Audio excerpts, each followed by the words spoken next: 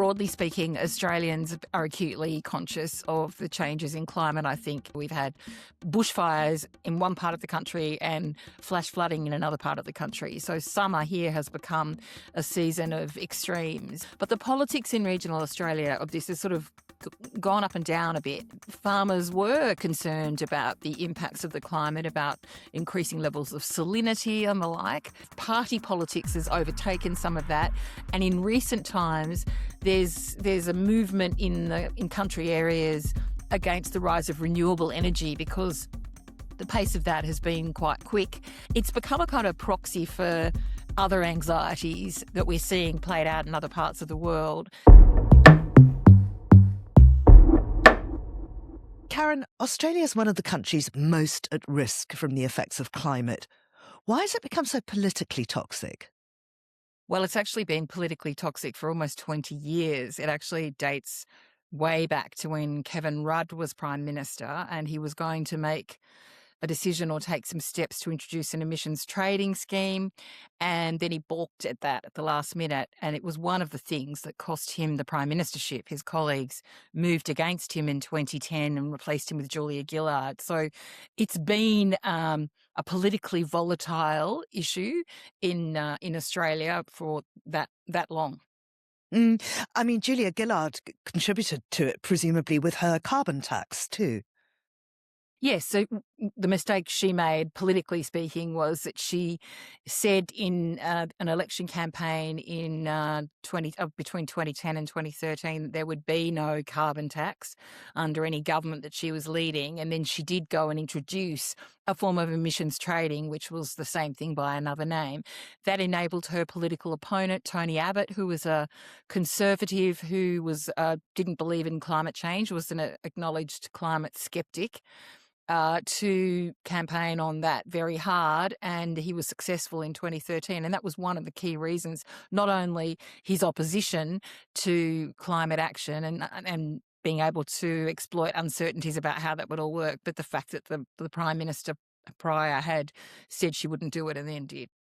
I mean, his phrase was "axe the tax," wasn't it? It would seem to be an easy solution to a very complex problem. And I wonder if that permanently polarised the debate and turned this into a culture war issue. Well, I think the strength of his opposition to it and his willingness to say outright that he thought, and pardon my language, that climate change was crap, sort of emboldened people who didn't want to believe in climate change, were frightened of the future. And so I guess that added some sort of volatility to an issue that was already controversial. And we've just seen it be more and more polarised, and it's just become incredibly partisan in the years since, where the Labor Party was the party that was wanting to take steps to mitigate against climate change, and the Liberal Party, which in this country is Conservatives, was the party, along with its rural-based partners, the Nationals, that didn't want to do anything, wanted to prolong the use of fossil fuels, was sceptical or suspicious of renewable energy, and generally seeking to make political mileage out of that whole issue. I mean, it's extraordinary, isn't it, that the rural community should be behind that, because Australia often suffers from severe bushfires. I mean, there was the Black Saturday fires back in 2009, more recently the Black Summer fires in 2019 and 2020. And I wonder if those disasters have forced Australians, even those rural voters who are against any kind of climate action, to connect climate science to their lived experience, their horrible, burnt out lived experience. Certainly, in broadly speaking, Australians are acutely conscious of the changes in climate, I think, and certainly those dramatic events. We've had floods just this summer that we're just coming to an end of here in Australia. We've had bushfires in one part of the country and flash flooding in another part of the country. So summer here has become a season of extremes, and I think people are very aware of that, including in regional Australia. But the politics in regional Australia of this has sort of gone up and down a bit. Traditionally, farmers were concerned about the impacts of the climate, about increasing levels of salinity and the like. But I think the politics, the sort of party politics has overtaken some of that. And in recent times, there's a movement in country areas against the rise of renewable energy because the pace of that has been quite quick. And under the current government we have, the Labor government, they've been encouraging investment in wind farms, for example, and solar farms. And now there are people in country areas that are very upset about the rolling out of wind farms, the purchasing of agricultural land, the aesthetic impact on the community, and the sense that there are big multinationals coming in and sort of taking over. So it's become a kind of proxy for other anxieties that we're seeing played out in other parts of the world, but it's very much a bit of a hot button issue in the country for all those reasons at the moment. And I guess I'm trying to get my head around why, after such visible devastation, the political divide persists. Because it worked for the Conservative parties, because they were able to exploit people's concerns, and they had people in their ranks who genuinely were sceptical of the climate science. I mean, former Prime Minister John Howard, who's now in his 80s, who's been out of office since 2007, before he lost office, had drafted a climate policy, pardon me, with the plan for an emissions trading arrangement under pressure because the Labor Party was on the rise and they were advocating for that sort of thing. And that was the period of an inconvenient truth, Al Gore in the United States, and really the awakening of the understanding of climate. John Howard has changed his mind and now thinks that he doesn't believe in the climate science anymore. He's skeptical. So, there's been a great deal of success in sowing the seeds of doubt and anxiety, I think, in this country. And because it became an issue that would mobilise people emotionally in politics, and the Conservative parties have done well about telling people that that it didn't need the action that the Labor Party said it did. So let's examine the urban-rural split. I wonder why support for ambitious climate policy is strongest in affluent urban electorates. Well, we're a very urbanised country. Most people in Australia live around the coast and live in the cities, with the exception of the state of Queensland, where there's a more decentralised population. The bulk of the population is an urban population. And I think concern about social issues and environmental issues is quite strong in some parts of Australia, in the cities, in not all parts of Australia. But traditionally you'll find support for action on those kinds of issues strong in more affluent suburbs. And that's the case here. There are traditionally moderate voting suburbs or areas, say in Sydney and Melbourne, people who voted Conservative but at the moderate end of Conservative politics and were socially concerned. Those are the people who've been agitating for action. And the more the Liberal Party here, capital L Liberal, was eschewing any action on climate change, the more the moderate elements of that party membership or voting base were trying to push back. So you've gradually seen a sort of separation between elements of their traditional constituency that had a more moderate take and the more conservative wing of the party, which was dominating the policy setting at the federal level. So would you say that the divide is about economics or about identity? I don't know if I'd delineate it like that. I think, the Liberal Party started out, I think, driven by economic concerns because they were concerned about the impact on industry, and they also argue about the impact on fuel prices, now power prices, because they say the acceleration to renewable energy is too fast, that there's not enough stability in the grid, that power prices have not come down as a result. So they're very much making an economic argument now. But I do think identity has come into it as well, because it's been an issue that's been able to harness some of those things I was talking about before.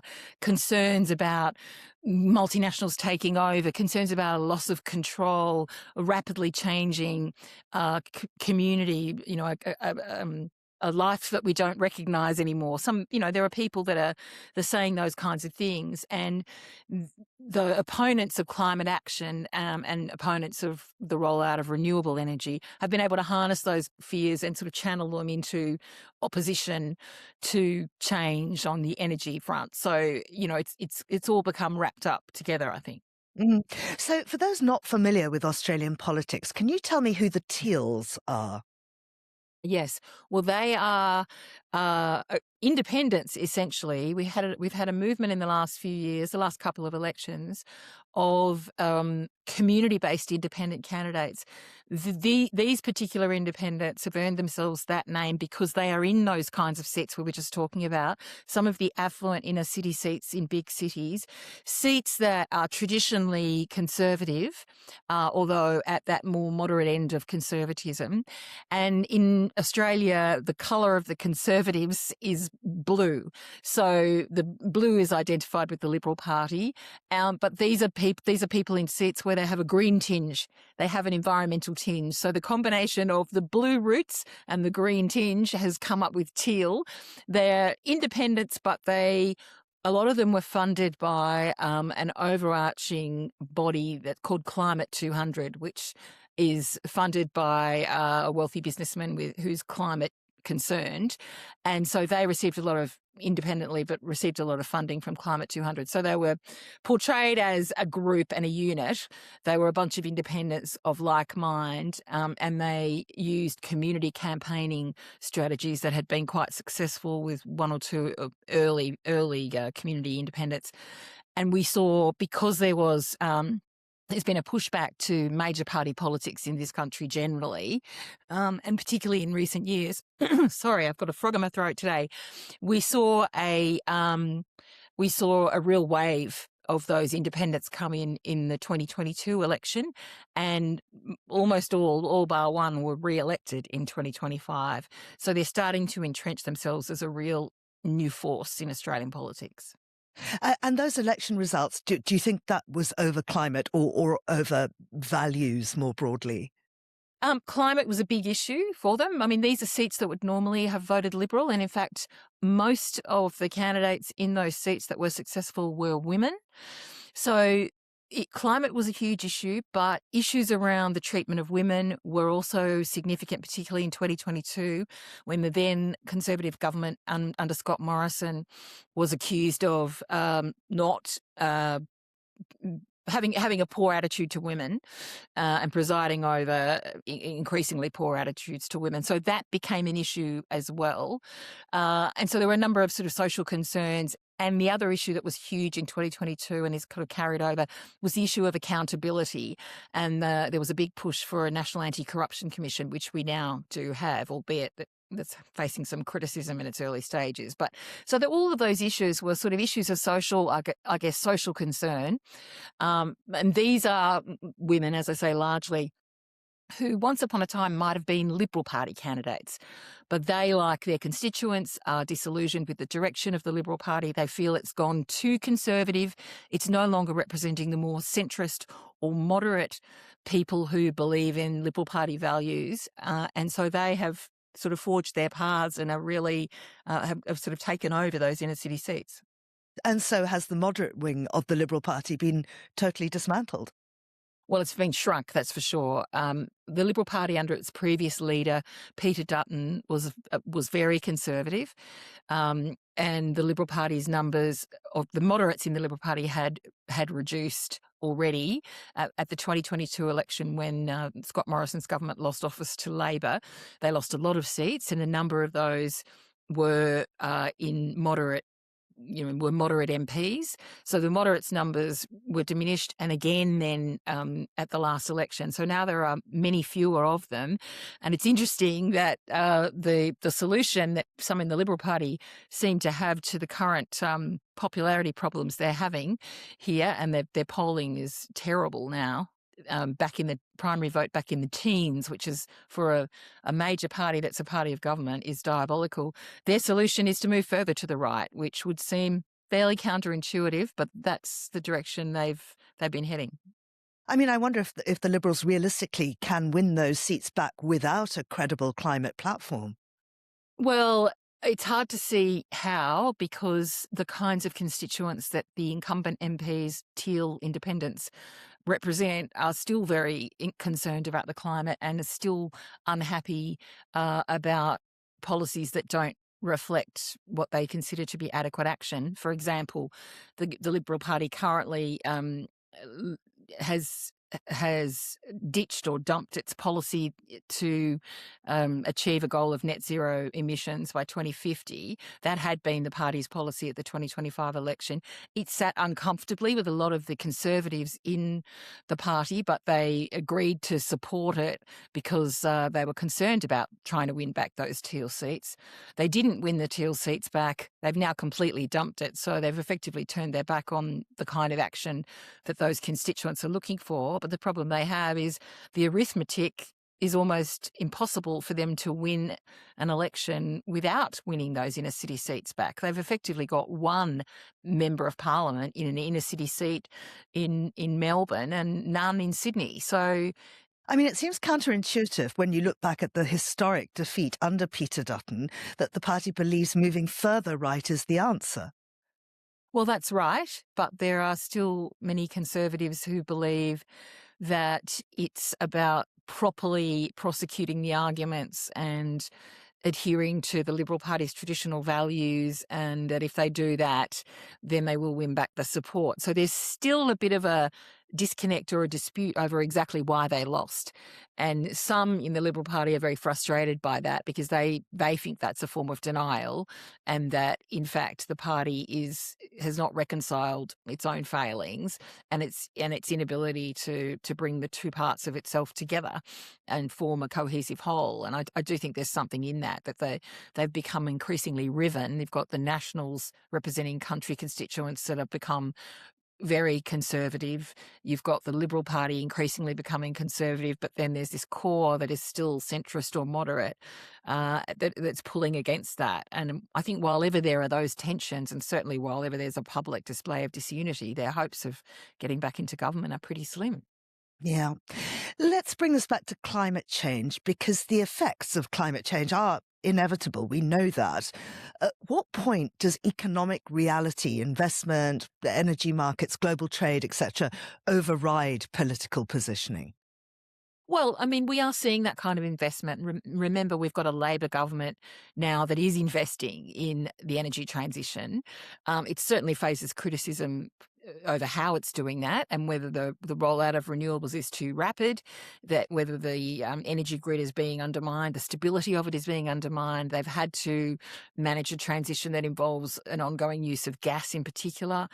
There's a question of how quickly they should phase out coal, but they are encouraging investment in new forms of energy. And in fact, I think business and the corporate world have led this debate. You know, while the politicians have been off arguing in the corner, business made its decision a long time ago. And certainly there's been a lot of investment in renewable energy. And if anything, there's been a degree of frustration in big business in Australia at the lack of certainty about policy, because every time we had a change of government, or sometimes just a change of leader within the same kind of government, the policies changed. And that's very difficult for planning, you know, further forward investment if you're really not sure what the taxation arrangements are going to be, what the emphasis is going to be, what kind of energy, what concessions might be available, that sort of thing. So, you know, while there is certainly investment happening and that is underway, and we've now had a Labor government for the past 3 years, there is a degree, I think, of frustration in the corporate world that it's still been just so uncertain that we're a long way behind where we could have been. So do you think that that corporate world of business and finance will ultimately force bipartisan climate consensus?